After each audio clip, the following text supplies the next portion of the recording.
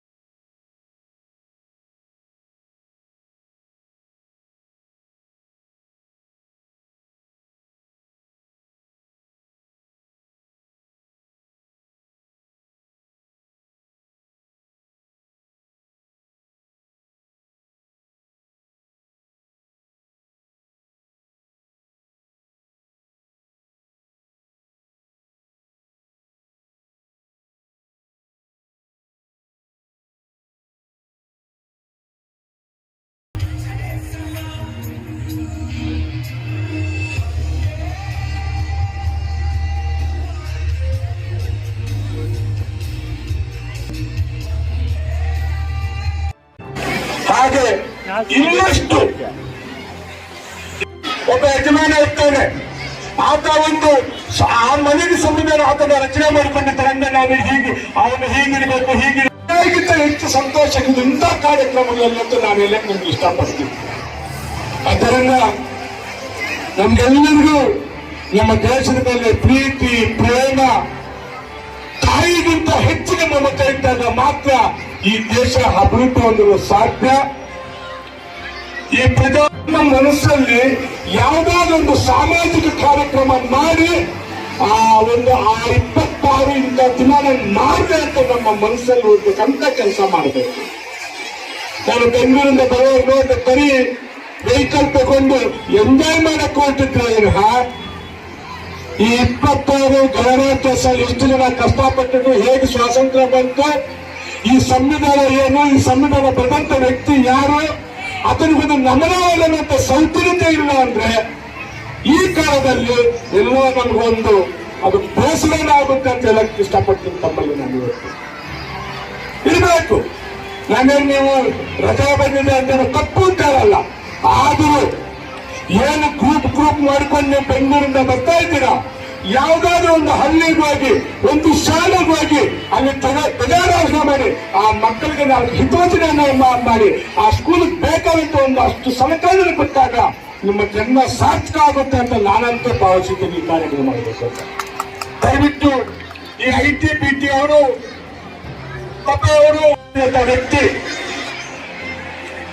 ಒಂದು 30 ವರ್ಷದಿಂದ ಹೆಚ್ಚು ಕಮ್ಮಿ ಬಾಗೇಪಲ್ಲಿಂದ ಬೆಂಗಳೂರಿಗೆ ಬರೀ 1-2 ಬಸ್ ಇತ್ತು, ನಿಮಗೆ ಗೊತ್ತಿರಲಿ. ಇವತ್ತು ಒಂದರಿಂದ ಒಂದು ಬಸ್ ಆದ್ಮೇಲೆ ಒಂದ್ಮೇಲೆ ಅಷ್ಟು ಎಷ್ಟು ಬಸ್ಗಳು ಬೇಕಾದ್ರೂ ನಮ್ಮ ಬೆಂಗಳೂರು ಬಾಗೇಪಲ್ಲಿ ಇಡೀ ನಮ್ಮ ಯಾವ ಕಡೆ ಹೋಗ್ಬೇಕಾದ್ರೆ ಬಸ್ಗಳ ವ್ಯವಸ್ಥೆ ಇರ್ಬೋದು, ರೈಲುಗಳ ವ್ಯವಸ್ಥೆ ಇರ್ಬೋದು, ವಿಮಾನ ಕೇಳಬೇಕು. ಬೆಂಗಳೂರಲ್ಲಿ ಎಚ್ಎಲ್ ಏರ್ಪೋರ್ಟ್ ಅಂತ ಒಂದಿತ್ತು, ಬರೀ 2 ಡೆಲ್ಲಿಗೆ ಹೋಗೋ ಒಂದು ಫ್ಲೈಟ್ ಬರ್ತದೆ. ಎಲ್ಲ ದಿನ ಹೋಗಿ ನೋಡ್ತಾ ಇದ್ದು ಫ್ಲೈಟ್ ನೋಡ್ಬೇಕು ಅಂತ. ಇವತ್ತು ದೇವನಹಳ್ಳಿಗೆ ಹೋದ್ರೆ 1 ಸೆಕೆಂಡ್ ಒಂದು ವಿಮಾನ ಹಾರುತ್ತೆ ಇವತ್ತು ನಮ್ಮ ದೇಶದಲ್ಲಿ. ಹಾಗೆ ಅದೇ ಅಲ್ಲ, ತಾವು 30-40 ಸಂವಿಧಾನ ಹಿಂದೆ ದಿನಗಳನ್ನ ಈಗ ನೋಡಿದ್ರೆ ಇವತ್ತು ಭಾರತ ಎಲ್ಲ ರಂಗಗಳಿಂದ ಮುಂದುವರೆದಿದೆ ಅನ್ನೋ ಲೆಕ್ಕ ನಮಗೆ ಹೆಮ್ಮೆ ಆಗುತ್ತೆ. ನಿಜವಾಗ ಶಿಕ್ಷಣ ವ್ಯವಸ್ಥೆ ಇರ್ಬೋದು. ಇವತ್ತು ತಾವು ಎದುರುಗಡೆ ನೋಡ್ತಾ ಇದ್ದೀರಾ, ಇದು SC ST ಹಾಸ್ಟೆಲ್ 5 ಕೋಟಿ ರೂಪಾಯಿ ವೆಚ್ಚದಲ್ಲಿ ಈ ಹಾಸ್ಟೆಲ್ ನಾವೀಗ ಕಟ್ಟಿಸ್ತಾ ಇರೋದು, ಎಲ್ಲ ಮುಗಿದು ಉದ್ಘಾಟನೆ ಮಾಡಬೇಕು. ಇಂಥವು ಸುಮಾರು 14 ಹಾಸ್ಟೆಲ್ ಬರೀ ನಾನು ಶಾಸನಲ್ಲೇ ಈ ಭಾಗದಲ್ಲಿ ಕಟ್ಟಿಸಿರುವಂತಹ ಹಾಸ್ಟೆಲ್ಸ್. ಸುಮಾರು 5 ವಸತಿ ಶಾಲೆ, ಕಿತ್ತೂರು ರಾಣಿ ಚೆನ್ನಮ್ಮ ಎಲ್ಲ ಆ ಕ್ಯಾಟಗರಿ ರೆಸಿಡೆನ್ಷಿಯಲ್ ಸ್ಕೂಲ್ಸ್ ಎಲ್ಲ 5 ಶಾಲೆಗಳು ವಿಶೇಷವಾಗಿ ಬಾಗೇಪಲ್ಲಿ ಕ್ಷೇತ್ರಕ್ಕೆ ಬಂದಿತ್ತು. ಇವೆಲ್ಲ ಆಗಕ್ಕೆ ಸಂವಿಧಾನ ಕಾರಣ ಅಂತ ಹೇಳಕ್ಕೆ ಈ ಮಾತು ಹೇಳಕ್ಕೆ ಇಷ್ಟಪಡ್ತಾ ಇದ್ದೀನಿ. ಯಾಕಂದ್ರೆ ನಾನು ನೋಡ್ತಾ ಇರ್ತೀನಿ, ಇವತ್ತು ಬೆಂಗಳೂರಿಂದ ಬರ್ತಾ ಇತ್ತು, ಬಡ ಮಕ್ಕಳನ್ನು ತಮ್ಮ ಹೃದಯದಲ್ಲಿ ಇಟ್ಕೊಂಡು ಈ ಸಂವಿಧಾನವನ್ನು ಬರೀತಾರೆ. ಈ ಸಂವಿಧಾನ ಮುಖಾಂತರ ನನ್ನ ಪಡೆತನ ಏನಿಗೆ ಆಗ್ಬೇಕು ಅಂತ ಆಸೆ ಪಡ್ತಾರೆ ಅವರು. ಅದರಿಂದಲೇ ನಾವೆಲ್ಲ ರಾಮಾಯಣ ಇರಬಹುದು, ಮಹಾಭಾರತ ಇರಬಹುದು, ಯಾವುದೇ ಗ್ರಂಥಗಳಿರ್ಬೋದು, ಅದಕ್ಕೂ ತೋರಿಸೋಣ. ಆದರೆ ಮೊಟ್ಟ ಮೊದಲನೇದಾಗಿ ನಮ್ಗೆ ಈ ಸ್ಥಾನವನ್ನು ಕೊಟ್ಟಂತ ಸಂವಿಧಾನಕ್ಕೆ ಮೊದಲು ನಮ್ಮ ಆದ್ಯತೆ ಇರಲಿ ಅಂತ ನನ್ನ ಭಾವನೆ, ನನ್ನ ಆಶಯ. ತಾವು ನೋಡ್ತಾ ಇದ್ದೀರಾ, ಸಂವಿಧಾನ ಬರಕ್ ಮೊದಲು ನಮ್ಮ ದೇಶ ಹೇಗಿತ್ತು, ಈಗ ಹೇಗಿದೆ ಅಂತ ತಾವು ನೋಡ್ತಾ ಇದ್ದೀರಾ. ಈ ದಿನ ನಮಗೆಲ್ಲ ದೊಡ್ಡ ಹಬ್ಬ ಇತ್ತಂತೆ ಭಾರತ ದೇಶಕ್ಕೆ. ಕಾರಣ ಈ 26 ಜನವರಿ ನಮಗೆ ಸಂವಿಧಾನವನ್ನು ಕೊಟ್ಟಂತ ಡಾಕ್ಟರ್ ಅಂಬೇಡ್ಕರ್ ಜಿ ಕೊಟ್ಟಂತ ಸಂವಿಧಾನ ಇಂದಿನಿಂದ ಜಾರಿಗೆ ಬಂದಂತ ದಿನ. ಇವತ್ತು ನಾವು ನೀವೆಲ್ಲ ಇಷ್ಟು ಸ್ವೇಚ್ಛವಾಗಿ, ಇಷ್ಟು ಆನಂದವಾಗಿ, ಇಷ್ಟು ಸಂತೋಷವಾಗಿ ಇರಬೇಕಾದ್ರೆ ನಮ್ಮ ಸಂವಿಧಾನವೇ ಕಾರಣ.